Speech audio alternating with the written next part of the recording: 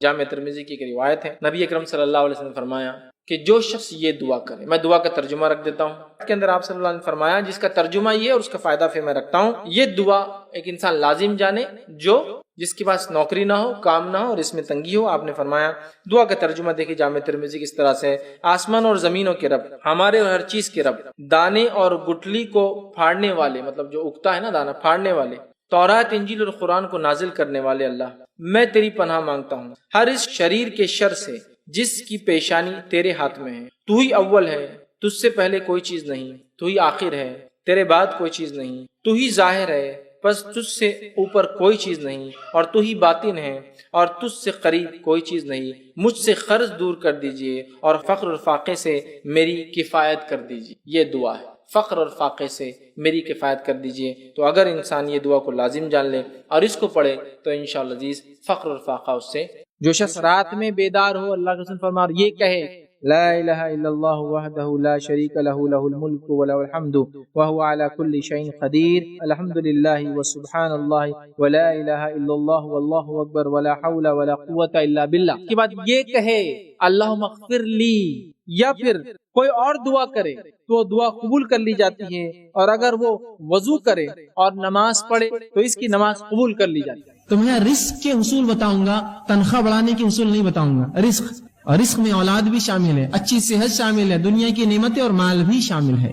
تو رزق کے حصول کیسے ہم رزق کمائیں، اور ساتھ میں جتنا آپ کماتے ہوں گے اللہ اسے برکت بھی دے گا۔ یہ بات آپ نے دیکھی ہوں گی، میں بھی دیکھ چکا ہوں کہ وہ کچھ لوگ ہوتے ہیں جن کی تنخواہیں بڑی کم ہوتی ہیں، لیکن اللہ ایسی برکت دیتا ہے ان کی تھوڑی سی کمائی میں کہ وہ خود بھی اپنا کر لیتے ہیں، لوگوں کو صدقہ اور خیرات بھی کرتے ہیں، پڑوسیوں کی مدد بھی کرتے ہیں، اللہ کے دین پر بھی خرچ کرتے ہیں، حالانکہ بہت قلیل تنخواہیں، بہت تھوڑی تھوڑی تنخواہیں ہوتی ہیں۔ یہ بات میں نے خود دیکھی ہے۔ تو وہ جو حصول میں انشاءاللہ آپ کے سامنے رکھوں گا، جو باتیں بتاؤں گا، اس پر عمل کیا جائے تو یا تو آپ کے رزق میں اللہ بڑھوتری کرے گا، یا جتنا ہے اس میں ایسی عظیم برکت دے گا کہ آپ خوش اور مطمئن ہو جائیں گے اس رزق سے۔ یہ بڑی اہم بات ہے۔ اب یقیناً ایک درس میں، ایک لیکچر میں مکمل پورے شرائط، پورے اصول بتانا میرے لیے ناممکن ہے، تو میں نے 10 کو چنا ہے، 10 ایسے اصول، ایسی باتیں، ایسی کنجیاں رزق کی جس کو اگر ہم ان اصولوں کو مان لے، اس کے مطابق زندگی گزارے، اس پر عمل پیرا ہو اور دل میں یہ اعتماد اور توکل رکھے، بھروسہ رکھے کہ اللہ اس کے ذریعے دیں گا، تو انشاءاللہ العزیز ضرور ہمارے رزق میں جو ہے بڑھوتری ہوں گی، اللہ اس میں ضرور برکت دینے والا ہے۔ تو ایسے 10 اصول میں نے چنے ہیں، 10 کنجیاں میں آپ کے سامنے رزق کے حصول کے رزق میں بڑھانے کی انشاءاللہ آپ کے سامنے رکھوں گا، لیکن یہ مکمل نہیں ہے۔ یہ کئی باتیں جو کتاب و سنت نے بتائی ہے، ان میں سے چند میں آپ کے سامنے رکھنے کی کوشش کر رہا ہوں۔ آئیے اب کس طرح سے ہم اپنے رزق میں اضافہ کریں، اس کا پہلا اصول جو شریعت نے بتایا ہے، یقیناً اس کی ترتیب میری اپنی دی ہوئی ہے، اس کی ترتیب میری اپنی دی ہوئی، لیکن باتیں اللہ کی کتاب، اس کے رسول کی سنت سے میں نے اہمیت کے اعتبار سے ان کو ترتیب دینا مناسب سمجھا۔ پہلی چیز جو ہم کریں گے جس سے ہمارے رزق میں بڑھوتری ہوگی، اضافہ ہوگا، فائدہ ہوگا، وہ سب سے پہلی چیز ہے توبہ اور استغفار۔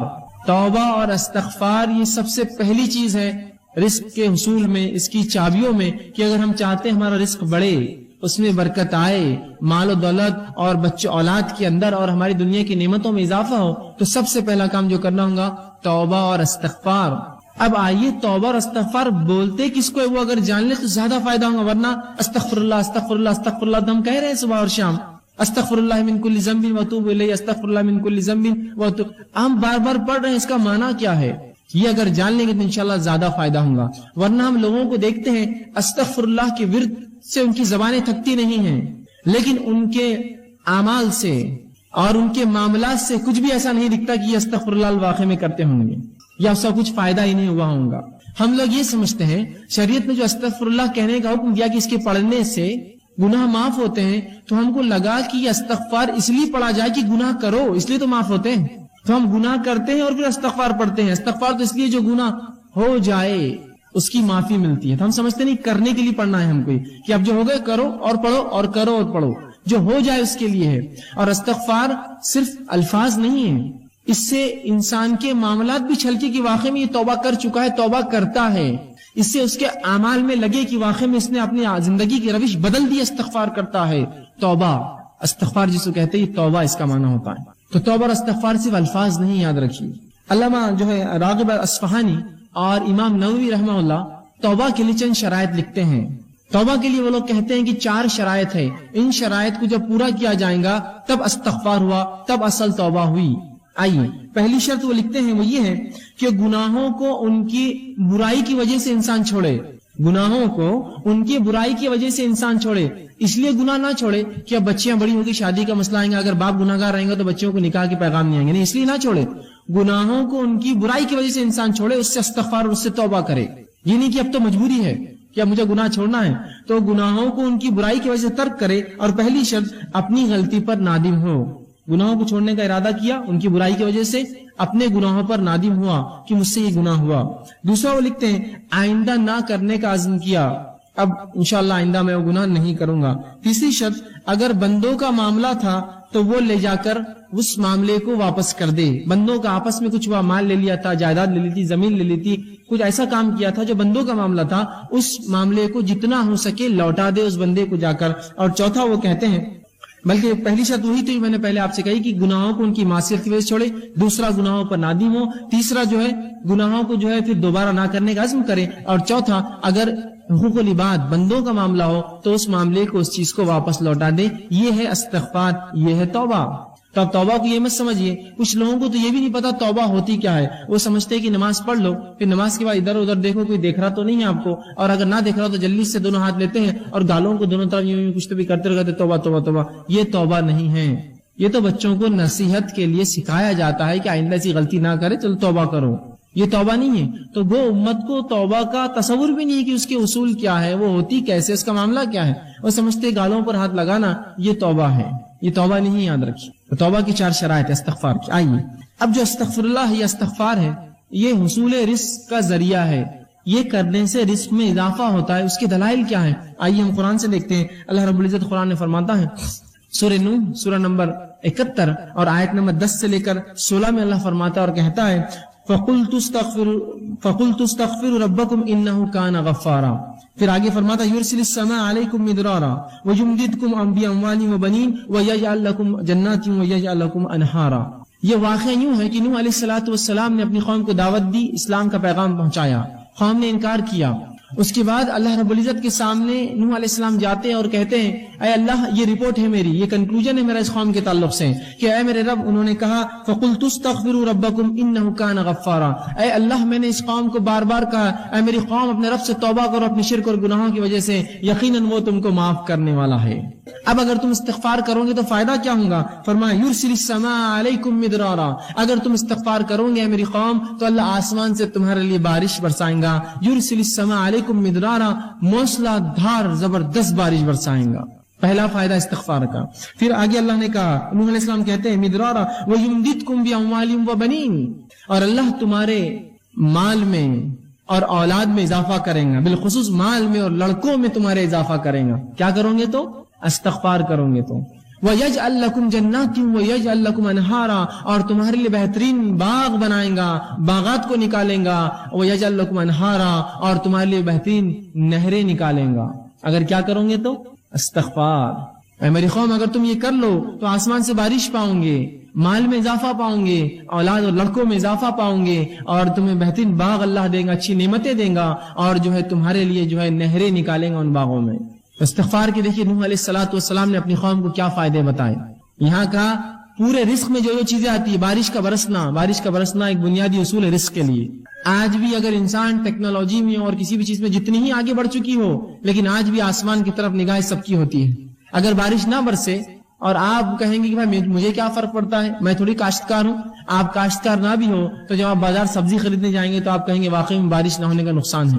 تو رزق بڑھاتا ہے اللہ رب العزت انسانیت کے لیے، توبہ اگر قوم کرے تو یہاں اللہ رب العزت دیکھیے کہ فرما رہا ہے کہ اگر توبہ کرو تو بارش برسائیں گا، اور اس کے بعد فرمایا کہ وہ تم کو مال میں اور اولاد میں اضافہ دیں گا۔ تو اگر اصول رزق، اگر ہم مال میں بڑھوتری چاہتے ہیں، اولاد میں اضافہ چاہتے ہیں، استغفار کریں۔ حسن بصری رحمہ اللہ یہ کبار تابعین میں سے ہے، ان کے پاس ایک شخص آیا اور کہا ہے حسن ہمارے علاقے میں قحط سالی ہے، میں کیا کروں؟ تو کہا استغفار کر، توبہ کر۔ دوسرا ایک شخص آیا کہا اے حسن مجھے رزق میں تنگی ہے، مال میں تنگی ہے، کیا کروں؟ تو کہا جا استغفار کر۔ تیسرا شخص کہا اے حسن میرے باغ سوکھ چکے ہیں، میں کیا کروں اس کے لیے؟ حل بتاؤ شرعی، استغفار کر۔ ایک شخص اور کہا کہ مجھے اولاد نہیں ہے، مجھے اولاد نہیں ہے، لڑکے نہیں ہیں، کیا کروں؟ تو کہا جا استغفار کر۔ تو ان کے شاگردوں نے پوچھا اے استاد، اے حسن بصری، تم نے 4 لوگ آئے، 4 سوال کیا، اولاد نہیں، کسی نے کہا قحط کا کہا، کسی نے کہا باغ میں میرے جو ہے سوکھا پڑ چکا ہے، اور کسی نے مال کے تعلق سے کہا، تم نے سب کو ایک ہی جواب دیا، استغفار کرو استغفار کرو استغفار کرو۔ تو کہا میں نے کوئی بات اپنے دل سے تھوڑی کہی ہے، اور فوراً انہوں نے قرآن کی اس آیت کو تلاوت کی، قُلْتُ اسْتَغْفِرُوا رَبَّكُمْ إِنَّهُ كَانَ غَفَّارًا يُرْسِلِ السَّمَاءَ عَلَيْكُمْ مِدْرَارًا، کہ تم اے میری قوم، تم اللہ سے توبہ کرو، استغفار کرو، وہ تم پر موسلادھار بارش دیں گا۔ تو اگر ہم بارش چاہتے ہیں استغفار کریں، ہم مال چاہتے ہیں استغفار کریں، اولاد چاہتے ہیں استغفار کرے جو بے اولاد ہے، اور اگر جنت یا اس کا باغ سوکھ رہا ہے، اگر اسے مال نہیں آتا جبکہ آس پاس آتا ہے، استغفار کرے۔ تو یہاں حصول رزق کے لیے، رزق میں بڑھوتری کے لیے، اولاد میں بڑھوتری کے لیے، بارش کے ہونے کے لیے، اپنے باغ اور اپنی تجارت میں فائدے کے لیے استغفار رسول بتایا گیا ہے۔ توبہ کرو اپنے رب سے، توبہ کی چاروں شرائط کے ساتھ۔ نہیں تو میں استغفر اللہ استغفر اللہ استغفر اللہ تو کر رہا ہوں، لیکن انہی استغفر اللہ کے دوران میں گناہ کرتا ہوں۔ استغفر اللہ کی تسبیح چل رہی، کسی کا فون آیا، جھوٹ بول دیا، کہاں آپ نے توبہ کی اپنے رب سے؟ استغفر اللہ تو میں پڑھ رہا ہوں، لوگوں کو دھوکہ دے رہا ہوں، کہاں آپ نے استغفر اللہ کیا؟ آپ نے معنی ہی نہیں سمجھا آپ نے اس کا۔ تو صحیح معنوں میں اگر استغفر اللہ ہم کریں گے تو اس کا فائدہ انشاءاللہ عزیز ہمیں زبردست ہوگا، مال میں اضافہ، اولاد میں اضافہ، کھیتی باڑی میں ہمارے اضافہ، تجارت میں اضافہ، بہت اس کے فائدے اللہ بارش دیں گا۔ آئیے اللہ کے رسول صلی اللہ علیہ وسلم فرماتے ہیں، مسند احمد اور ابو داؤد کی روایت ہے، عبداللہ ابن عباس رضی اللہ عنہ اس حدیث کے راوی، اور وہ کہتے ہیں اللہ کے رسول صلی اللہ علیہ وسلم نے فرمایا، تم جس نے کثرت سے اپنے گناہوں کی توبہ کی، جس نے کثرت سے استغفار کیا، اے اللہ مجھ سے گناہ ہو رہے مجھے معاف کر، کثرت سے۔ اور اللہ کے رسول دن میں سے 70 سے زائد مرتبہ توبہ اور استغفار کرتے، ایک روایت میں 100 سے زائد مرتبہ۔ نبی اکرم صلی اللہ علیہ وسلم گناہ نہیں کرتے تھے، یہ قوم کو تعلیم تھی کہ جب تمہارا نبی معصوم ہونے کے بعد اتنا استغفار کرتا ہے تم اس سے زیادہ کرو۔ تو توبہ اور استغفار کر دیا اللہ کے رسول۔ تو کہا کہ جو کثرت سے اللہ سے اپنے گناہوں کی توبہ کرے، استغفار کرے، پہلا فائدہ، اللہ اس کو ہر غم سے نجات دیں گا۔ اللہ اس کو ہر غم سے، کس کو آج غم نہیں اور پریشانی نہیں، غم اور پریشانی سے نجات چاہیے، استغفار کرے۔ دوسرا فرماتے ہیں ہر مشکل سے باہر نکال دیں گا اسے۔ توبہ کے فائدے تو دیکھیے آپ، ہم تو رزق کے اصول دیکھ رہے ہیں لیکن فائدے دیکھیے، غم سے نکال دیں گا، مشکلات کو دور کر دیں گا اور اس کو باہر نکال دیں گا۔ تیسرا فرمایا وہاں سے رزق دیں گا جہاں سے سوچا بھی نہیں ہوگا، اس کے گمان بھی نہیں ہوگا مجھے رزق ملے گا، اور رب اس کو وہاں سے رزق اٹھا کر دے دیں گا۔ کس وجہ سے؟ توبہ کرے کثرت سے اپنے گناہوں کے لیے، ان کے شرائط کے ساتھ، اور وہاں سے اللہ رزق دیں گا اس شخص کو جہاں سے اس نے گمان بھی نہ کیا۔ کون؟ جو کثرت سے استغفار کرے، توبہ کرے اپنے گناہوں کے تعلق سے۔ یہ تھا پہلا اصول، پہلی شرط۔ آئیے دوسرا اصول کیا ہوگا؟ دوسری چیز جو کتاب و سنت میں ہم پاتے ہیں، جس کے تعلق سے بکثرت روایتیں آتی ہیں، جس کے کرنے سے رزق میں اضافہ ہوتا ہے، اللہ کا تقوی۔ اب جو میں آگے بڑھتا جاؤں گا، آپ یہ مت سوچئے یار یہ تو اپنے سے ہونے والا نہیں ہے، یہ تو ہونے والا نہیں ہے، اس سے ہٹ کر کچھ بتاؤ۔ ایسے آدمی کی مثال تو وہ ہے کہ اس کو ایک مرض اور بیماری ہے، بیماری کا علاج ڈاکٹر دیتا ہے، وہ کہتا ہے یہ دوا تو مجھ سے نہیں کھا جائیں، کچھ اور بتاؤ، تو وہ کہے جاؤ پھر مر جاؤ، اس کے علاوہ کوئی حل نہیں تمہارے لیے۔ شریعت جو حل دے رہی وہ یہ ہے۔ اب آپ بولیں گے میرے کو تقویٰ نہیں جمے گا، میرے سے استغفار تو ہونے والا ہے نہیں، تو پھر یاد رکھیے آپ اپنے ہاتھوں سے اپنی جان لے رہے، تو میں اس معاملے میں کیا کروں، کہاں سے ہم اللہ ہے؟ ٹھیک ہے، تو یہ بات بڑی اہم ہے، آپ اس کو پکڑ لے۔ شریعت کے پاس حل ہے، اگر آپ نہ لینا چاہیں یہ آپ کی مرضی ہے، شریعت نے حل دے دیا۔ اب آپ ان کو چھوڑ کر 1000 جگہ سر پٹکیے، یاد رکھیے واپس لوٹ کر یہی آنا پڑے گا۔ اصول یہی ہے، نہیں میں کیا کروں گا، فلاں کر لوں گا، بینک سے کر لوں گا، یہاں آپ کچھ کر لیجئے، اگر یہ نہ کیا آپ سب کچھ کر لیجئے، اس کے بعد آ کر یہی ٹکنا پڑے گا اور پچھتا کر سر نیچے رکھ کر یہی سوچنا پڑے گا اب میں کیا کروں، میرے رب نے میرے لیے کیا احکامات دیے۔ تو اگر یہ ہم اپنی زندگیوں میں لا لے تو بڑا فائدہ ہوگا۔ استغفار کو مشکل چیز نہیں، یاد رکھیے، اس کے لیے کوئی آپ کو گھر بار چھوڑ کر رات میں 3 بجے 2 بجے اٹھ کر نہیں جانا ہے، چلتے پھرتے اٹھتے بیٹھتے اللہ گناہ ہو گیا بس اب توبہ، میں اب نہیں کرنے کو، استغفر اللہ مجھ سے گناہ ہو گیا میں نہیں کروں گا، اللہ کم از کم کچھ نہ ہو سکے تو نمازوں کے بعد پس 3 مرتبہ رسول اللہ زور اللہ اکبر ایک بار کہتے اور کہتے استغفر اللہ استغفر اللہ، اتنا تو کہہ سکتے ہیں، 15 بار تو یہی ہو جائیں گا 5 نمازوں کے بعد۔ رسول اللہ 70 یا ایک روایت میں 100 سے زیادہ بار یہ پڑھتے تھے، کوشش کیجیے۔ دوسرا اصول تقوی اختیار کریں۔ اب تقوی کیا ہے؟ تقوی اللہ کا ڈر ہے۔ تقوی کیا ہے؟ تقوی اللہ کا پاس و لحاظ ہے۔ پاس و لحاظ سمجھتے ہیں آپ؟ اگر ایک بوڑھا انسان آپ کے سامنے آ کر کھڑا ہو جائے اور آپ کرسی پہ بیٹھے ہیں تو آپ اس کا پاس و لحاظ کرتے ہیں، خود اٹھ جاتے ہیں، جناب آپ بیٹھ جائیں، اسے کہتے ہیں تقوی، پاس و لحاظ رکھنا، اللہ کا ڈر، اللہ کا پاس و لحاظ، ٹھیک؟ تو تقوی اختیار کرے۔ تقوی کے معنی کے تعلق سے کئی باتیں آتی، امام نووی رحمہ اللہ لکھتے ہیں تقوی کے تعلق سے کہتے ہیں اللہ تعالیٰ کے احکامات پر عمل کرنا جن باتوں سے اس نے روکا ان باتوں سے رک جانا، اور ہر وہ کام جس سے اللہ کی ناراضگی یا عذاب آتا ہے ان سے بچنا، یہ تقوی ہے۔ تقوی کیا ہے؟ ہر وہ کام جو اللہ نے حکم دیا اس کا کرنا، ہر وہ کام جس سے روکا اس سے رکنا، اور اس کے علاوہ جن تمام کاموں کے کرنے سے اللہ کی ناراضگی ملتی ہے، عذاب ملتا ہے، ان کاموں سے رکنا، اس کو تقوی کہتے ہیں عربی میں۔ تو ہم اب جو اللہ نے کہا وہ کرے، جس سے روکا اس سے رکے، اور ہم ہر وہ کام جس سے عذاب ملتا ہے اس سے اجتناب کرے، یہ تقوی ہے۔ تو ہم تقوی اختیار کریں۔ دوسرا اصول یاد رکھیے۔ آئیے تقوی کے تعلق سے کہ رزق کا حصول ہے، رزق اس سے بڑھتا ہے، مختلف مقامات پر قرآن حدیث میں اس کے حوالے ملیں گے۔ میں چند حوالے آپ کے سامنے رکھتا ہوں۔ اللہ رب العزت سورۃ طلاق سورہ نمبر 65 اس کی آیت نمبر 2 اور 3 میں کہتا ہے وَمَن يَتَّقِ اللَّهَ يَجْعَل لَّهُ مَخْرَجًا۔ کیا فرما رہا ہے؟ دیکھیے، وَمَن يَتَّقِ اللَّهَ، جو اللہ کا ڈر اور پاس و لحاظ اختیار کرے، يَجْعَل لَّهُ مَخْرَجًا، اللہ اس کو ہر غم سے باہر نکال دے گا اور اس کو وہاں سے روزی دے گا جہاں سے اس نے کبھی گمان بھی نہیں کیا ہوگا۔ کیا فرمایا؟ وَمَن يَتَّقِ اللَّهَ يَجْعَل لَّهُ مَخْرَجًا، جو اللہ پر جو ہے اس کا تقوی اختیار کرے گا، اللہ اس کو ہر غم سے نجات دے گا اور وہاں سے روزی دے گا جہاں سے اس نے سوچا بھی نہ ہوگا، گمان بھی نہیں کیا ہوگا، اس کی عقلیں گئی بھی نہیں ہوں گی وہاں تک۔ صرف ایک عمل کیجئے، تقوی اختیار کیجئے، زبردست عظیم فائدے کہ وہاں سے رزق دیں گا جہاں سے سوچا نہ ہوگا اور ہر غم سے اس کو نجات دیں گا۔ اس آیت کے تعلق سے یجعل لہ مخرجا کے تعلق سے عبداللہ ابن عباس رضی اللہ عنہ فرماتے ہیں، اس کی تفسیر میں کہتے ہیں اس کو دنیا اور آخرت کے ہر غم سے باہر نکالیں گا، یجعل لہ مخرجا کے تعلق سے۔ اور اسی آیت کے جملے کی تفسیر میں عبداللہ ابن مسعود رضی اللہ عنہ فرماتے ہیں اور کہتے ہیں ان اکبر آیات من قرآن فرجا، غموں کو، مصیبتوں کو اور پریشانیوں کو دور کرنے والی قرآن کی سب سے عظیم آیت ہے۔ جو شخص اللہ کا تقوی ڈر اختیار کرے، اللہ کیا کرتا ہے اس کے لیے؟ یجعل لہ مخرجا، ہر غم سے نکلنا، ہر مشکل سے نکلنا آسان کرتا ہے اور وہاں سے روزی دیتا ہے جہاں سے اس نے گمان بھی نہیں کیا تھا۔ تقوی اختیار کیجیے، اللہ کا عظیم فائدے اس دنیا میں اٹھائیے، عظیم فائدے، ہر غم سے نجات اور رزق میں اضافہ۔ اسی طرح اللہ رب العزت قرآن میں سورہ اعراف سورہ نمبر 7 آیت نمبر 92 میں فرماتا کہتا ہے وَلَوْ أَنَّ أَهْلَ الْقُرَىٰ آمَنُوا وَاتَّقُوا لَفَتَحْنَا عَلَيْهِمْ بَرَكَاتٌ مِّنَ السَّمَاءِ وَالْأَرْضِ، کہ اگر یہ بستی والے ایمان لائے، ولو ان اہل القرى آمنوا، اگر اس بستی والے ایمان لائے، واتقوا اور اللہ کا ڈر اختیار کرے، لفتحنا علیہم برکات من السماء والارض، تو ہم ان کے لیے آسمان اور زمین کے برکت کے دروازے کھول دیں گے۔ کس کے لیے؟ جو ایمان لائے اور اللہ کا ڈر اختیار کرے، اللہ آسمان اور زمین کے دروازے اس کے لیے رزق کے کھول دیں گا، برکت کے دروازے کھل جائیں گے اس کے لیے جو اللہ کا تقوی اور ڈر اختیار کرے۔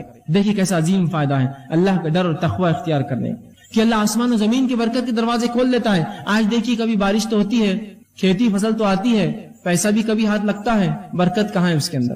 ایک زمانہ تھا، آپ نے بھی سنا ہوگا، میں نے بھی سنا ہے کہ لوگوں کی تنخواہیں 100-200 روپے، 40 اور 50 روپے ہوا کرتی، لیکن حالات یہ تھے ایک انسان 10-10, 20 اور 25 لوگوں کو پالتا تھا اپنے گھر میں، اتنی برکت تھی اس روپے میں۔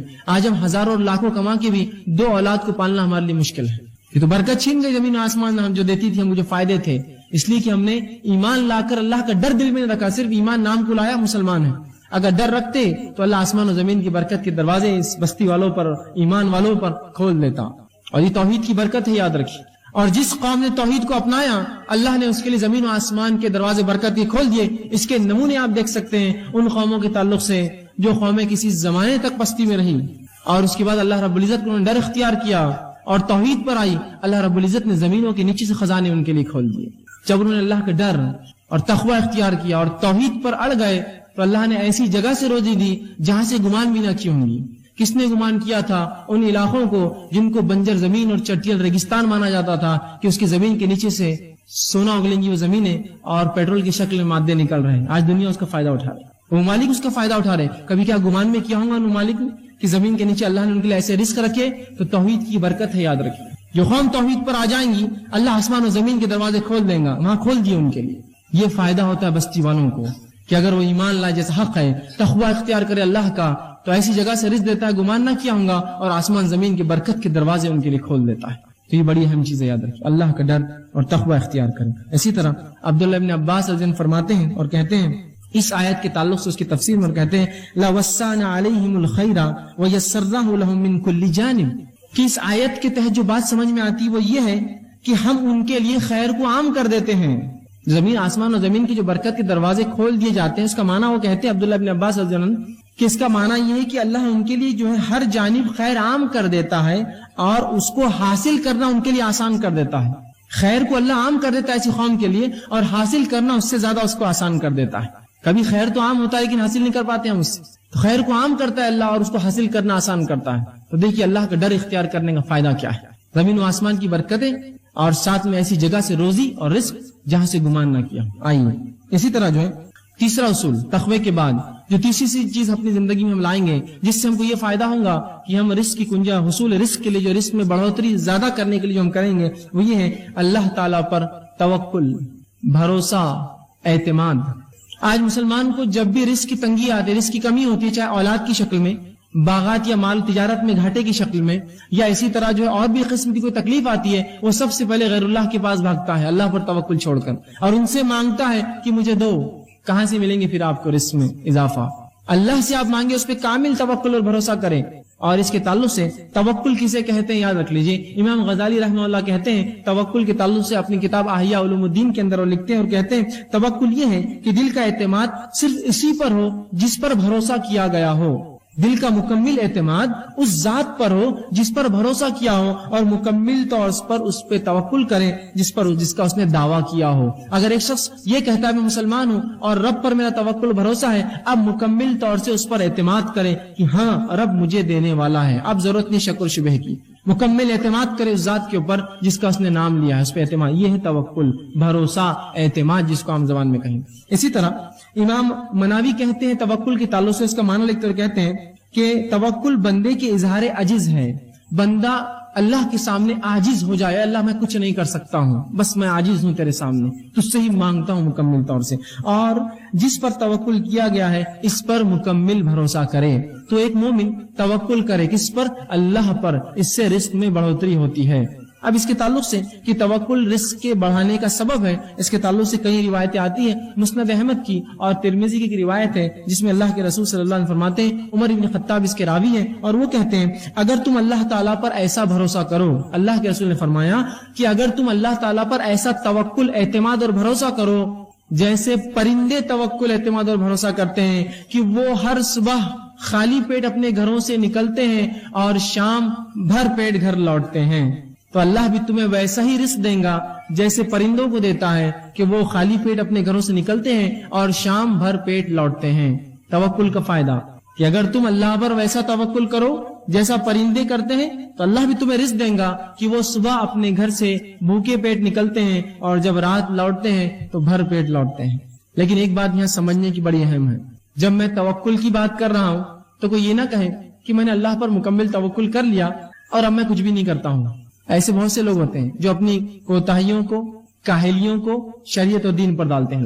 میں نے اللہ پر توکل کر لیا تو اس کا کیا مطلب؟ کیا تم کام دھندا چھوڑ دو، تجارت چھوڑ دو، دنیا سے بیزارگی اختیار کر لو؟ نہیں، اس کا مطلب یہ نہیں ہے. اس کا مطلب یہ نہیں. توکل کا یاد رکھیے. حدیث کیا کہہ رہی ہے؟ پرندے گھر سے نکلتے ہیں خالی پیٹ، نکلتے ہیں اور بھر پیٹ لوٹتے ہیں. تو یہاں کوشش کرنا ہے. پرندے گھونسلوں میں بیٹھ کر توکل نہیں کرتے ہیں کہ اللہ دے گا. پرندے اپنے گھروں سے نکلتے ہیں، رسول اللہ فرماتے ہیں، اور شام بھر پیٹ لوٹتے ہیں. آپ بھی اللہ پر بھروسہ کیجئے، گھر سے نکل جائیے، انشاءاللہ رب ہم کو جو ہے ضرور روزی دیں گا اور شام ضرور بھر پیٹ لوٹیں گے. لیکن پرندے جو ہوتے ہیں ان کا معاملہ تھوڑا انسانوں سے مختلف ہوتا ہے، یہ بھی بتا دوں.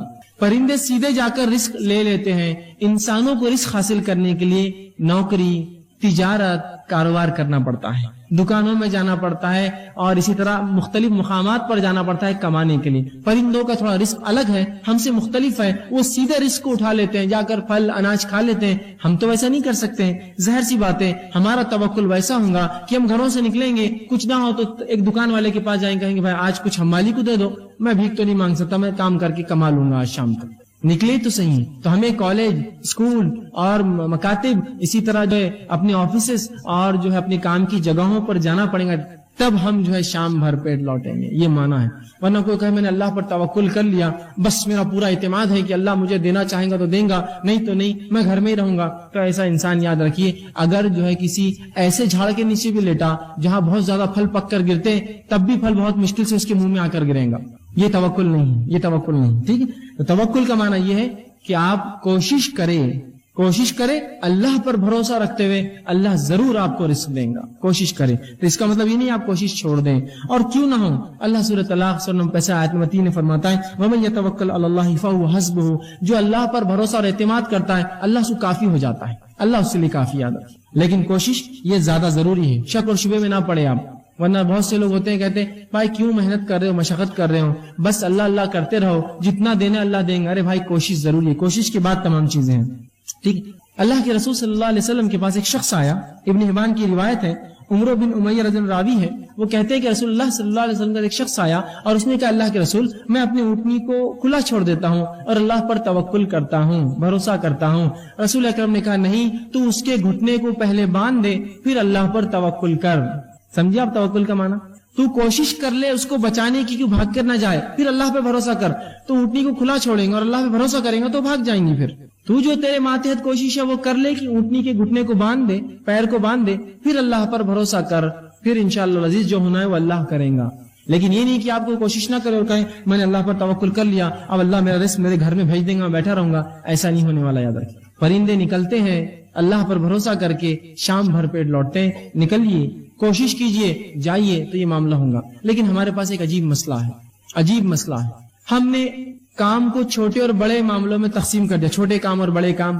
اور شریعت نے جہاں اچھا اور برا نہیں کہا، وہاں اچھے کام اور برے کام بھی ہم نے کر لیے. کوئی کام جب تک حلال ہو اچھا اور برا نہیں ہوتا، سب اچھے ہیں. اگر حلال ہے تو اچھا ہے. کوئی انسان اگر جوتا بھی اگر سیتا ہے تو وہ بھی اچھا کام کرتا ہے، کوئی غلط نہیں. ہاں اگر کوئی بہت کماتا اور حرام کام کرتا ہے تو وہ کام غلط ہے، بلکہ اس کے کہ اس نے حلال کام کرا ہے، جوتا سی رہا ہے، جھاڑو مارتا ہے، حمام اور پیخانے لوگوں کے صاف کرتا ہے، وہ حلال کام ہے اس کے لیے، بلکہ اس کے کہ حرام کام کریں. لیکن ہمارا مسئلہ یہ، وہ ڈگری وہ پوسٹ ملی تو میں جاؤں گا، نہیں تو میں کام نہیں کروں گا. پھر ایسے لوگوں کے لیے توکل اور بھروسہ اور تقویٰ کچھ کام نہیں آنے والا ہے. یہاں نکلنے کے معنی میں آپ جائیے، کوشش کیجیے. آپ کوشش نہیں کریں گے اور بولیں گے میں سیدھا جاؤں اور ایک مالدار انسان بن جاؤں، تو یہ ہونے والا ہے نہیں. کوشش کیا ہے اس کے لیے. اور ہر شخص جو کسی زمانے میں مالدار ہوتا ہے، کسی زمانے میں کہانی پوچھی وہ غریب بھی تھا، چھوٹی چھوٹی کوشش کی اور اسی کوشش میں بڑھتا رہا، اللہ نے اس کو برکت دی. سمجھ رہے آپ بات؟ تو کوشش کیجیے، چاہے کام کوئی بھی ملے، حلال ہے کرنے میں شرمائیے مت، بڑھ جائیے آگے، اس کو بڑھ کر کیجیے. انشاءاللہ عزیز آپ کو دنیا اور آخرت کے فائدے ہوں گے انشاءاللہ. ٹھیک ہے. چوتھی چیز جو ہم کو کرنا پڑیں گے رزق کو بڑھانے کے لیے وہ ہے صلہ رحمی. صلہ رحمی بڑی اہم چیز ہے، یاد رکھیے. صلہ رحمی کا معنی ہوتا ہے رشتوں کو جوڑے رکھنا، رشتوں کو جوڑے رکھنا. ٹھیک ہے.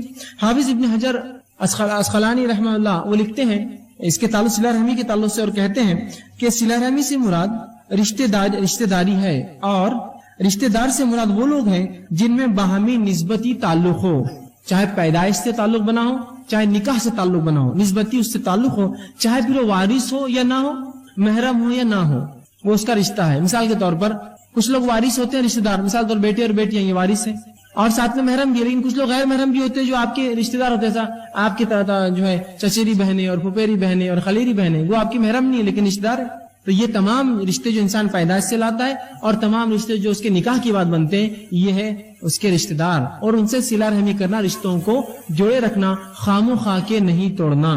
لیکن آج ہم دیکھتے ہیں لوگ خطا رحمی کرتے ہیں، رشتوں کو توڑ دیتے ہیں آسانی سے. بھائی چچا ہے بات نہیں کرتا، یہ ہے بات نہیں کرتا، ان کے پاس جاتا نہیں، ان سے ملتا نہیں، ان کے پاس کھاتا نہیں. رشتے مت توڑیے خام خواہ کے. صلہ رحمی کے آئیے فائدے سن لیجیے.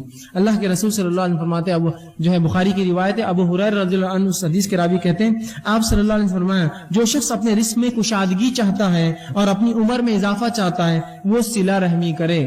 جو شخص اپنے رزق میں کشادگی، روزی میں بڑھوتری چاہتا ہے اور عمر میں برکت اور اضافہ چاہتا ہے وہ صلہ رحمی کرے، رشتوں کو باقی رکھے، خام و خواہ رشتے نہ توڑے. آئیے دوسری روایت انس بن مالک رضی اللہ عنہ فرماتے ہیں، بخاری کی روایت ہے، فرماتے ہیں رسول اللہ نے کہا جو شخص یہ چاہتا ہے کہ اس کے رزق میں وسعت ہو، کشادگی ہو اور عمر میں بڑھوتری اللہ بڑھائے تو وہ صلہ رحمی کرے، رشتوں کو باقی رکھے، خام و خواہ رشتے نہ توڑے. اسی طرح مسند احمد اور ترمذی کی ایک روایت ہے جس میں اللہ کے رسول صلی اللہ علیہ وسلم فرماتے ہیں، ابو ہریرہ رضی اللہ عنہ اس حدیث کی بھی راوی ہے، وہ کہتے ہیں اللہ کے رسول نے فرمایا اپنے خرابت داروں کے تعلق سے معلومات حاصل کیا کرو، اپنے رشتہ داروں کے بارے میں معلومات لیا کرو، اس لیے کہ آپ فرماتے ہیں تاکہ تم صلہ رحمی کر سکو، تاکہ ان سے رشتے باقی رکھ سکو. بلا شبہ بغیر شک کے صلہ رحمی سے خاندان میں محبت، صلہ رحمی کرنے سے خاندان میں محبت، مال میں کثرت اور عمر کے اندر اضافہ ہوتا ہے. صلہ رحمی کرنے سے خاندان میں محبت، مال میں کثرت، اور کیا ہوتا ہے؟ عمر میں اضافہ ہوتا ہے. تو ہمیں بھی چاہیے ہم صلہ رحمی کریں. اسی طرح طبرانی کی ایک روایت ہے، اس میں آپ صلی اللہ علیہ وسلم فرماتے ہیں اور صلہ رحمی کا ایک ایسا عظیم فائدہ بتاتے ہیں. حضرت علی رضی اللہ عنہ حدیث کے راوی وہ کہتے ہیں، جو شخص اس بات کو پسند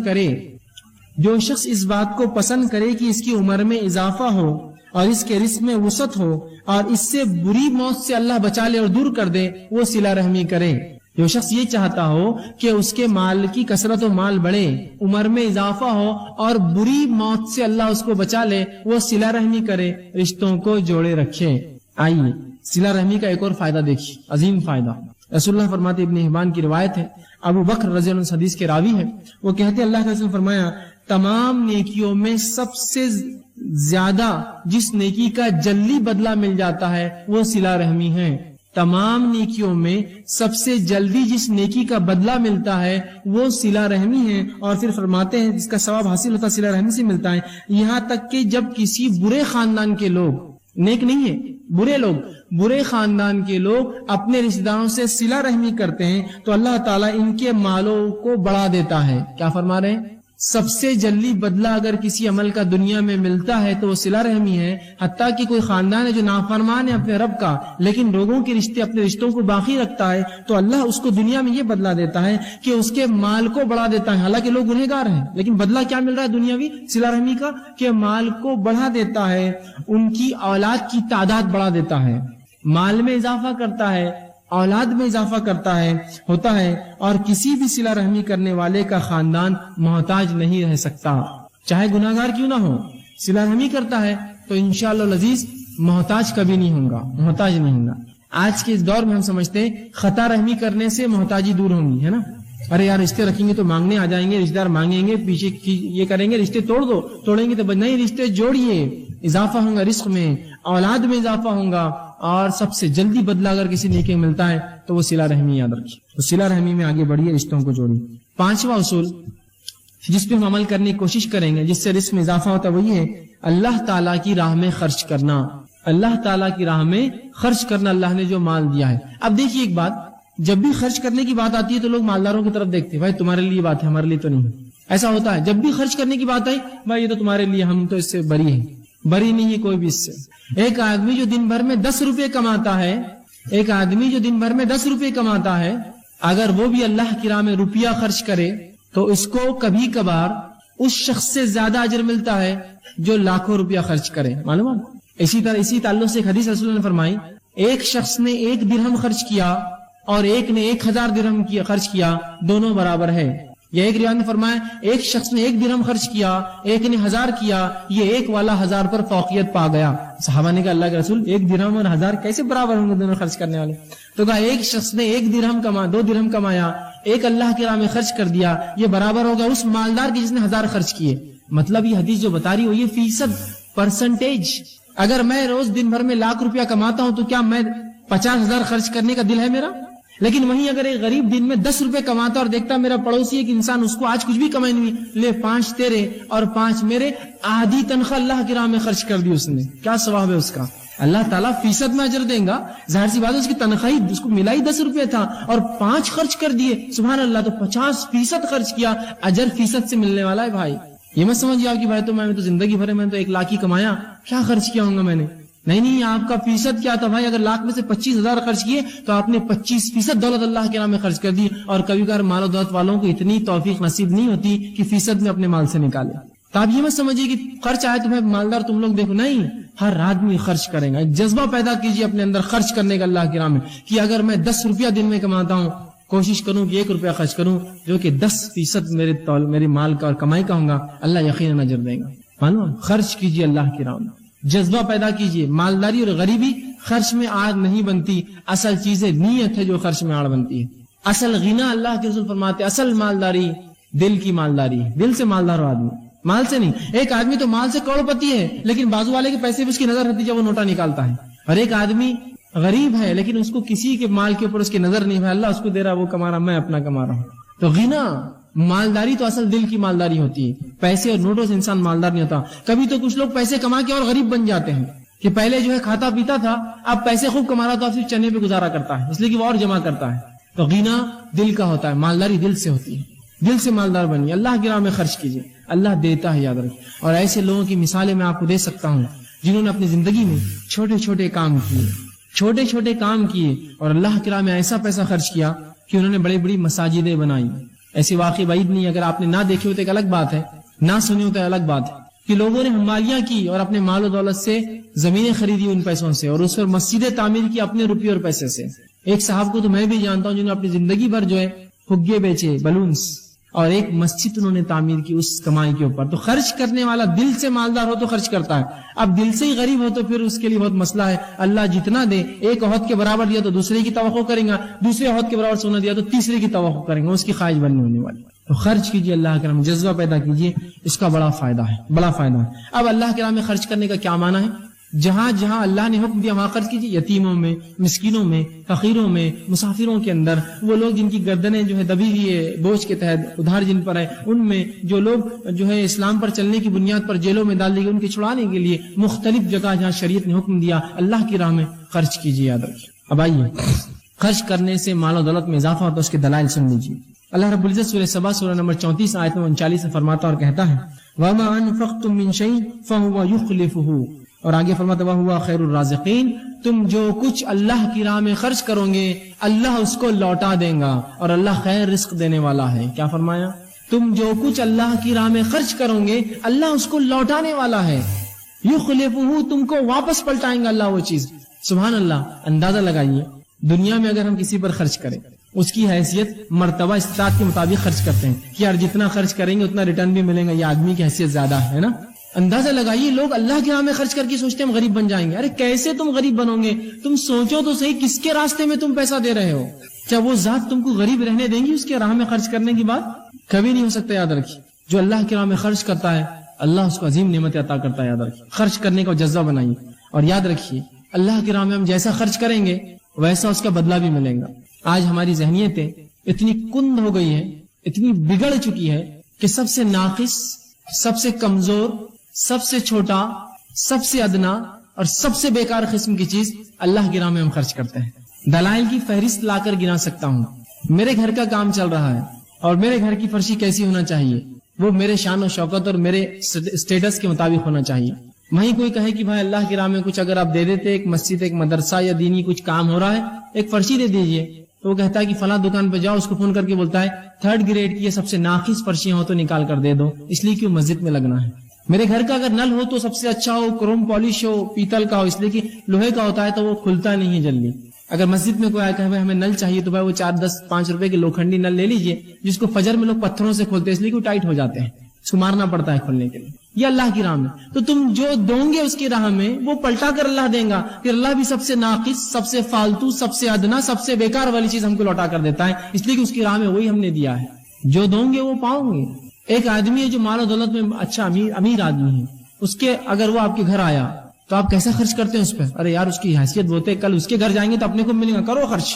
تو اللہ کی راہ میں خرچ کرنے کو ہوتا جو دنیا کو کھلاتا ہے، جس نے ہم کو دیا اور جو آگے بھی دیں گا، اس کے راہ میں تم ہلکا ہوتے، اور جیب میں بھی جب ہاتھ ڈالتے ہیں، جب اللہ کی راہ میں خرچ کرنے کا معاملہ آیا تو اگر موٹا سکہ آتا ہے تو اس کو چھوڑ کر پتلا ڈھونڈتے ہیں اس کے اندر سے کہ تو یہ موٹا 5 کا ہو گیا ہوں گے، اس کو چھوڑ دو نیچے، لیکن اس سے پتلا اور اس سے چھوٹا اگر کوئی مل جائے تو وہ اللہ کی راہ کے لیے۔ لیکن وہیں ہزاروں روپیے یہ 1000 کی نوٹ جو سب سے بڑی نوٹ ہے آج ہمارے علاقے کے اندر، یہ نوٹ بھی چھوٹی لگتی ہے جب دوستوں کے ساتھ ہوٹلوں میں جاتے ہیں اور بازاروں میں گھومتے ہیں۔ 1000 روپیے دوستوں کے لیے کیا میں خرچ کر پاؤں گا؟ یہ تو شرمندگی کی بات ہے، صرف 1000 روپے اور میرے 5 دوست میرے ساتھ گھوم رہے ہیں۔ اور وہی اللہ کی راہ میں سب سے ناقص، تھوڑا اپنی ذہنیت کو بدلنے کی زبردست ضرورت ہے ہمیں۔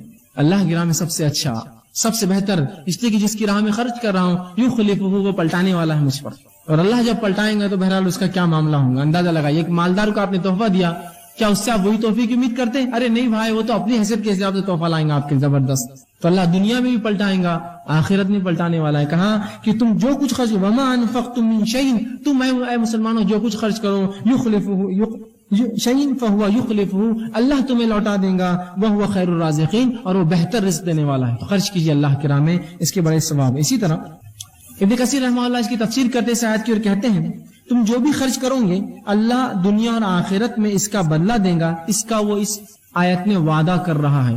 یخلفہ، پلٹاؤں گا میں، مطلب اللہ کا وعدہ ہے۔ اور یہ بات ہم جانتے ہیں کہ اللہ سے زیادہ بہتر وعدہ اور پکا وعدہ کسی کا نہیں ہو سکتا ہے نا. خود اللہ نے اسے گواہی دی وَمَنْ أَوْفَىٰ بِعَهْدِهِ مِنَ اللَّهِ کہ اللہ سے زیادہ پکا وعدہ کس کا ہو سکتا ہے. اللہ وعدہ کر رہا ہے میں پلٹاؤں گا تمہارے پہ مسلمانوں, تم خرچ تو کرو میرے اوپر. تو ہم جو کچھ اللہ کی راہ میں خرچ کریں گے اللہ وہ ہم کو پلٹا کر دینے والا ہے, یاد رکھیے وہ پلٹانے والا اللہ سبحانہ وتعالیٰ. ٹھیک, اسی طرح اللہ رب العزت قرآن میں سورہ بقرہ آیت نمبر 268 میں فرماتا ہے جو کہ خرچ کرنے کے خلاف شیطان کیسا ورغلاتا ہے ایک مومن کو. دیکھیے اللہ فرماتا ہے اور کہتا ہے الشیطان یعیدکم الفقر ویأمرکم بالفحشاء واللہ یعیدکم مغفرۃ منہ وفضلا واللہ واسع علیم. اللہ کہتا ہے الشیطان یعیدکم الفقر, شیطان تمہیں مسلمانوں فقیری کا ڈر دلاتا ہے. ارے اللہ کی راہ میں خرچ کروں گے تو بچوں کا کیا ہوگا, اللہ کی راہ میں خرچ کروں گے تو معاملات کیا ہوں گے, اللہ کی راہ میں خرچ کروں گے تمہارا اسٹیٹس کہاں جائیں گا, تم کہاں خرچ کر رہے ہو پیسہ. تو شیطان تمہیں فقیری کا ڈر دلاتا ہے, فقرا. وَيَأْمُرُكُمْ بِالْفَحْشَاءِ اور تمہیں بے حیائی کا حکم دیتا ہے.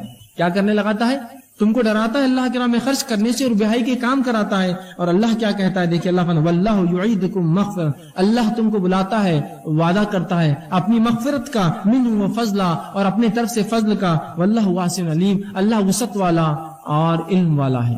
اس آیت کے تعلق سے جو ہے عبداللہ ابن عباس رضی اللہ عنہ فرماتے ہیں شیطان دو وعدے کرتا ہے, اللہ دو وعدے کر رہا ہے. شیطان دو وعدے کیا کر رہا ہے, خرچ کرو گے تو تم ڈوب جاؤ گے اللہ کے راہ, اور فحش کرو گندے کام کرو. اللہ دو وعدے کر رہا ہے, خرچ کرو گے تو مغفرت کروں گا اور جو دیا ہے اس کے فضل کو اور بڑھا دوں گا. فضل وعدہ کر رہا ہے, واللہ واسع علیم اللہ وسعت رکھنے والا ہے, فضل دینے والا ہے. تو شیطان ڈراتا ہے ہم کو, یاد رکھے ارے خرچ مت کرو بھائی فلاں ہو جائیں گا, ارے یہ مت کرو بھائی ایسا ہو جائیں گا. وہ ڈراتا ہے, ڈری مت اس کے بہکانے سے. اور ایک مال تو ایسی چیز ہے, یہ ایسا دوست ہے اور ایک ایسا ساتھی ہے جس کے تعلق سے اللہ کے رسول فرماتے ہیں تین دوست ہے.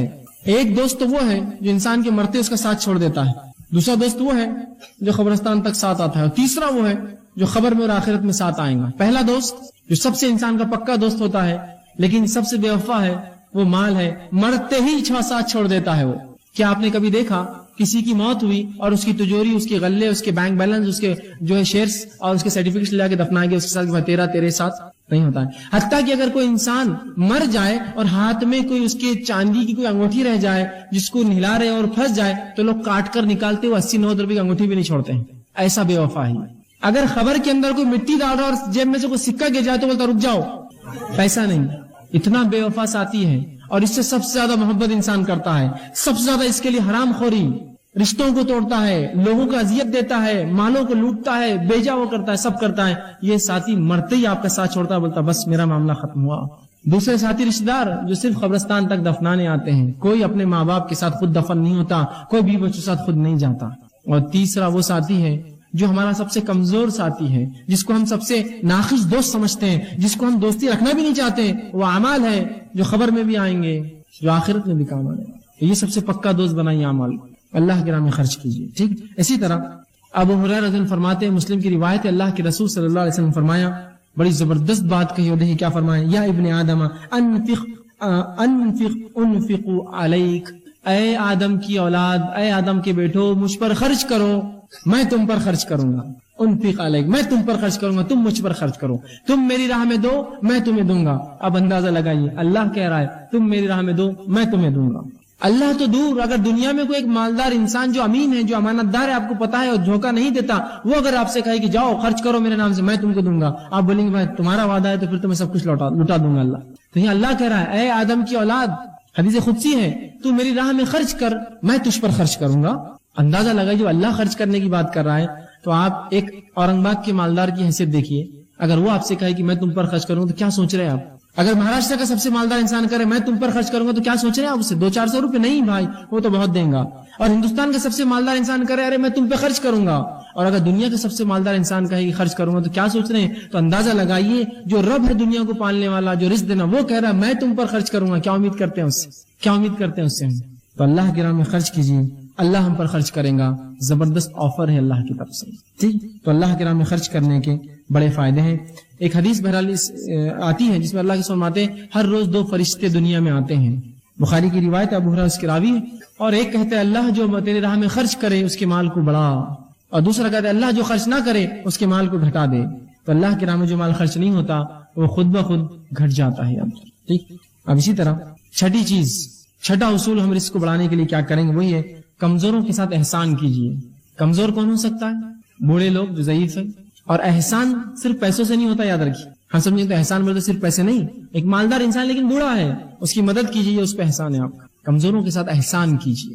یتیم ہیں، بیوائیں ہیں، مسکین ہیں، بچے ہیں، ہے نا، مصیبت زدہ لوگ ہیں، آفت اور بلاؤں میں پھنسے ہوئے، جیسا زلزلے آ گئی، یہ کمزور لوگ ہیں. مدد کیجیے، ان پر احسان کیجیے، اس سے بھی رزق بڑھتا ہے. اللہ کے رسول فرماتے ہیں، بخاری کی روایت ہے، حضرت سعد رضی اللہ عنہ نے ایک بار یہ شک ہوا اور انہوں نے ایک بار کہا، ان کے ذہن میں خیال آیا جو کہ اللہ کے رسول نے کہہ دیا اور کہا کہ اپنے کمزوروں پہ انہوں نے اپنی برتری کا اظہار کیا. رسول اللہ کے پاس ایک دن گئے اور کہا، اے اللہ کے رسول، ہمارے کمزوروں پہ ہماری برتری ہے. جو کمزور لوگ ہیں، پریشان حال لوگ ہیں، جو معذور لوگ ہیں، جو بیوائیں، ان پہ اپنی فضیلت انہوں نے ظاہر کی کہ ہم ان سے بہتر اور اچھے ہیں. تو اللہ کے رسول نے فرمایا اور کہا، تو رسول اللہ نے ان کو جواب دیا، تمہاری مدد صرف تمہارے کمزوروں کی وجہ سے کی جاتی ہے اور انہی کی وجہ سے تمہیں رزق دیا جاتا ہے. اللہ تمہاری مدد تمہارے کمزوروں کی وجہ سے کرتا ہے. اپنی فضیلت مت جھاڑو ان پر. تم یہ سمجھ رہے ہو کہ اس لنگڑے کو، اس یتیم کو تم پال رہے ہو، ارے اس کی وجہ سے تمہاری نصرت، تمہاری مدد اللہ کرتا ہے مشکلوں میں، اور اس کی وجہ سے تم رزق دیے جاتے ہو، رزق ملتا ہے. تو کمزوروں کے ساتھ احسان کیجیے. اور احسان ہمیشہ صرف مال سے نہیں ہوتا ہے، یاد رکھیے. احسان صرف مال سے نہیں ہوتا ہے. خندہ پیشانی سے ملنا، خوش حال سے ملنا، یہ بھی احسان ہے، یاد رکھیے. خوشی سے ملے، میرے بھائی آگے، بھائی آئیے، یہ ہے کمزور. اور واقعی میں ایک انسان جو کمزور ہے، مصیبت زدہ، پریشان ہے، آپ کی ایک ہنسی اس کے کئی غموں کو دور کر دیتی ہے. ایک ہنسی مسکرا کے مل لیا، میرے بھائی کیسا ہے.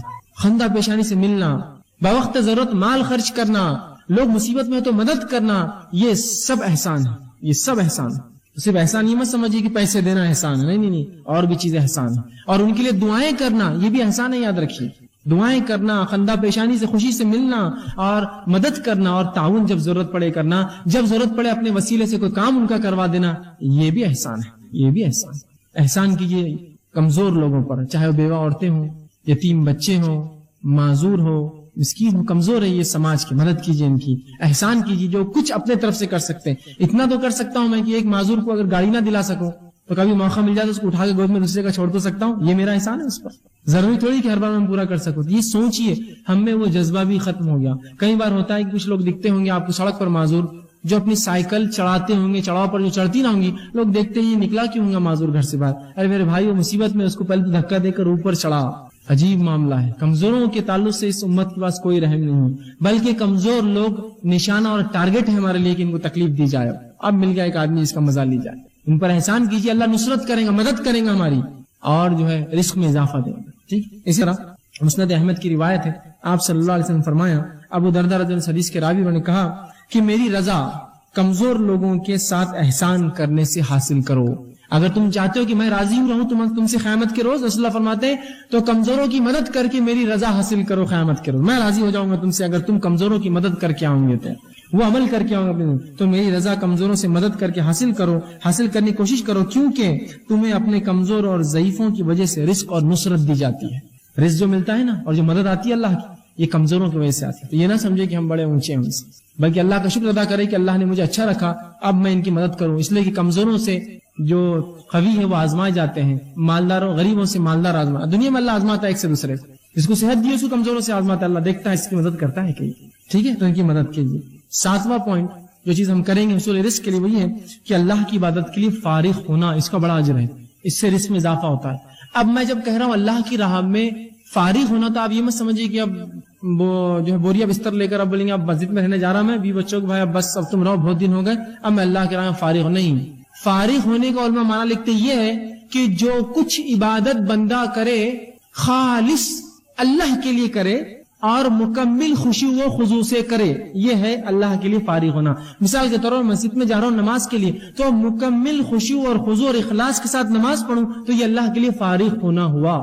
سمجھ رہے بات؟ یہ ہے فارغ ہونا. تو یہ مت سمجھیے آپ کہ اب سب چھوڑ دینا دنیا آپ کو. نہیں، جو کچھ کروں گا خالص نیت سے اور خوشی اور خضوع، اعضاء اور جوارح، دل و دماغ سب میرا اس عبادت میں ہوگا. چاہے نماز پڑھ رہا ہوں، روزہ رکھ رہا ہوں، زکات دے رہا ہوں، حج کر رہا ہوں، عمرہ کر رہا ہوں، جو کچھ کروں، پوری ذکر و اذکار کر رہا ہوں اللہ کے، سب مکمل اپنے آپ کو اس میں اس کے اندر جو شامل کر دوں اور وہ عبادت کروں. یہ ہوتا ہے فارغ ہونا. آئیے اس کے تعلق سے مسلم کی روایت ہے، اللہ رب العزت فرماتا ہے، اللہ کے رسول فرماتے ہیں ان تعبد اللہ کانک تراه. احسان کے تعلق سے آتا ہے، مسلم کی طویل روایت ہے. آخری ایک حصہ جبرائیل علیہ السلام نے رسول اللہ سے پوچھا کہ احسان کیا ہے، تو آپ نے فرمایا अन तअबुदल्लाह कअन्नका तरा, तू अल्लाह की बात ऐसे कर जैसे तू उसे देख रहा हो। फ़इन लम तकुन तरा फ़इन्नहु यरा, अगर तू ये ना तसव्वुर कर सकी वो तू उसे देख रहा है तो ये जान ले अल्लाह तुझे देख रहा है। मतलब मुकम्मिल तौर से अपने आप को फारिग करके अल्लाह की बात कर, जैसे तू अल्लाह को देखते हुए कर रहा है अपने रब को, और ये तसव्वुर ना आए तो ये जान ले कि तेरा रब तुझे देख रहा है जब तू इबादत कर रहा है, ऐसा खालिस होकर इबादत करना है, आज़ा व जवारे पूरे उस चीज के अंदर। तो फारिग करना याद रखिए, इससे फायदा। इसी तरह जो तिरमिज़ी की रिवायत है, अबू हुरैरा रज़ियल्लाहु अन्हु फरमाते हैं अल्लाह के रसूल सल्लल्लाहु अलैहि वसल्लम फरमाया कि अल्लाह फरमाता है, आदम के बेटे मेरी इबादत के लिए अपने आप को फारिग कर, ऐ आदम के बेटे मेरी इबादत के लिए अपने आप को फारिग कर, मैं तेरे सीने को तोंगरी से भर दूंगा, मैं तेरे सीने को इत्मीनान से और तुझे जितना आता है उसमें इत्मीनान दे दूंगा, सुकून दे दूंगा। दूसरा फायदा फरमाते तुझे बेनियाज कर दूंगा, तुझे जरूरत नहीं किसी से मांगने की, तुझे बेनियाज कर दूंगा। और ऐसा ना किया, अगर तूने फारिग ना किया अपने आप को मेरी इबादत के लिए, ऐसा ना किया तो तेरे हाथ ऐसे कामों में उलझा दूंगा जिसमें तू परेशान होगा, तुझे ऐसे कामों में मुलविस कर दूंगा जिससे तू परेशान होगा, और तेरी मोहताजी को कभी खत्म नहीं करूंगा, मैं तुझे हमेशा मोहताज रखूंगा। तो जो भी इबादत करे खालिस अल्लाह के लिए हम करें, ठीक है। इसी तरह 8वां नुकात जो हमें करना होगा अगर हम चाहते हैं हमारे रिस्क में इजाफा, वही है कि शरई इल्म के हुसूल के लिए जो लोग अपने आप को फारिग करते हैं इनकी मदद कीजिए, मालूम उसका बड़ा अजर है। जो लोग शरई उलूम के लिए अपने आप को फारिग करते हैं, जो लोग ये करते हैं कि अपने नफ्सों को फारिग कर देते हैं कि हम जो है शरई उल्म हासिल करेंगे और इस उम्मत को जो देंगे, जिस तरह से उलमा होते हैं, रुफ़ाज होते हैं, इनकी मदद कीजिए, इससे भी रिस्क में बढ़ोतरी होती है। आइए वाक़या सुनाता हूँ, तिरमिज़ी और हाकिम की रिवायत है। अनस बिन मालिक रज़ियल्लाहु अन्हु फरमाते हैं अल्लाह के रसूल सल्लल्लाहु अलैहि वसल्लम का एक भाई आया जो अपने दूसरे भाई की एक शिकायत लेकर आया था, और उसने कहा अल्लाह के रसूल ये मेरा भाई क्या करता है, तिजारत पर ज्यादा आता नहीं, और बस जब मौका मिला भागकर आपके पास आता है और बस आपके पास रहता है, आपकी साथ रहता है और इल्म सीखता है आपसे। तो अल्लाह मतलब कंप्लेन शिकायत करने लगा। अल्लाह के रसूल ने फरमाया शायद तुझे रिस्क इसी के वजह से दिया जाता है, इस तरह भाई के शरई इल्म सीखने की बुनियाद पर ही शायद तुझे अल्लाह रिस्क देता है।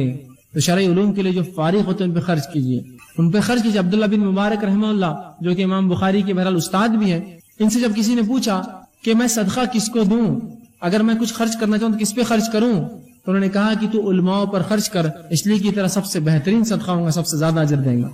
जो फारिग कर लेते अपने आप को अल्लाह के दीन के लिए खास, इन पर खर्च करना इसका बड़ा अजर और सवाब। आज हमने ये मसला छोड़ ही दिया, जो लोग अल्लाह के लिए फारिग होते हैं उन पर खर्च नहीं करते हैं और इनको सबसे मिनिमम तनख्वाह पर लाकर छोड़ दिया, और फिर इनकी बेबसी और बदहाली को लोगों में बयान करते हैं।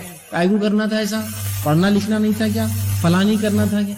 अरे ये तो जरिया है आपके लिए कि आज अगर ये लोग हैं, अगर सही इल्म उल्मा हासिल कर रहे हैं, लोगों तक पहुंचा रहे हैं, तो आप इनकी मदद कीजिए, चूंकि उन्होंने अपना वक्त और अपनी जिंदगियों को वक्फ किया किसी काम के लिए। लेकिन फिर लगाऊंगा उलमाए हक के लिए काम कीजिए, उलमा सू के लिए नहीं।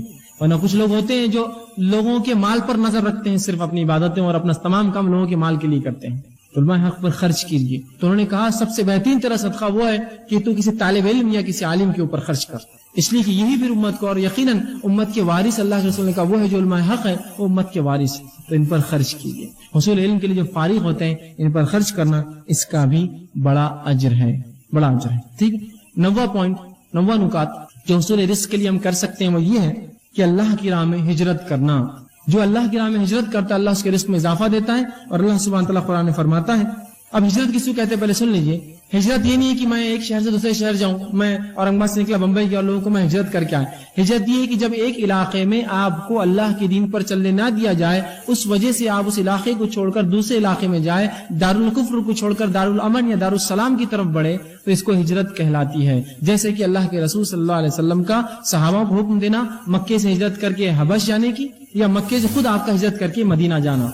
एक तरफ दारुल कुफ्र में से निकलकर आप दारुल अमन में गए, क्योंकि हबश चूंकि मुसलमान मुल्क नहीं था, खाली दारुल अमन था, वहां तकलीफ नहीं पहुंची, और मदीना दारुल जो है दारुल सलाम था, वहां मुसलमानों की हुकूमत हो चुकी। रसूलुल्लाह जाने के बाद तो बहरहाल पूरा मुकम्मल तौर से वो मुसलमानों की कब्जे में आ चुका था। इसको कहते हैं हिजरत। अल्लाह कुरान में फरमाता है सूरह निसा आयत नंबर 100 के अंदर कि जो अल्लाह की राह में हिजरत करेगा वो जमीन में रहने की बहुत जगह और रोजी में कुशादगी पाएगा। तो जो अल्लाह की राह में इबादत के लिए हिजरत करता है अल्लाह सुब्हानहू व तआला याद रखिए उसको अजर देता है। ये 9वां पॉइंट था। आइए 10वां पॉइंट और आखिरी पॉइंट जो होगा तो ये है कि हज और उम्रे में मुताबियत करना, इससे भी रिस्क बढ़ता है। हज और उम्रे में मुताबियत क्या है कि हज किया, उलमा लिखते हैं कि हज किया और फिर उसके बाद उम्रा किया, پھر حج کیا، اس کے بعد حج آیا، پھر عمرہ، مطابق ایک کے بعد ایک عمرے اور حج کو کرنے سے بھی اللہ رزق میں اضافہ دیتا ہے۔ بہت سے لوگ ہم نے دیکھا جب لوگ حج کو جاتے ہیں، ایک سے دوسری بات لوگ بولتے رہے کیا بار بار حج کو جا رہے ہیں، اس سے اچھا یتیموں کو نہیں حج کو جانا چاہیے۔ یاد رکھیے اللہ نے استطاعت دیا ہے ضرور آپ جائیں، ہاں لیکن یہ بات بھی غلط ہوگی کہ گھر میں ضرورت ہے آپ کے بھائی کو جو کہ بھوک سے مر رہا ہے اور آپ بولے میں حج کو جاؤں گا اس کو نہیں دوں گا، یہ تو غلط ہے۔ لیکن یہ کرتے ہوئے اگر کوئی چاہتا ہے اللہ نے مال و دولت دی ہے، رزق میں اضافہ چاہتا ہے تو حج اور عمرے میں مطابقت کرے، حج کرے پھر عمرہ کرے، پھر حج کرے پھر عمرہ کرے اور پھر حج۔ مطابقت اس چیز کہتے ہیں ایک کے بعد ایک استطاعت اللہ نے دی ضرور کیجیے، اس سے بھی رزق میں اضافہ ہوتا ہے۔ اللہ کے رسول کی ترمذی کی اور نسائی کی روایت ہے جو عبداللہ ابن مسعود حدیث کے راوی، آپ صلی اللہ علیہ وسلم نے فرمایا حج اور عمرے کو ایک دوسرے کے بعد ادا کرو کیونکہ وہ دونوں فقر اور گناہ کو، وہ دونوں غریبی کو اور گناہوں کو ایسے دھو ڈالتے ہیں جس طرح سے بھٹی لوہے کو اور زنگ کو الگ کر دیتی ہے اور بھٹی سونے کو اور چاندی کو اس کے میل اور کچیل سے الگ کرتی ہے، اس طرح حج اور عمرہ کرنے سے گناہ نکل جاتے ہیں اور اللہ فقیری کو دور کرتا ہے اور مالداری عطا کرتا ہے۔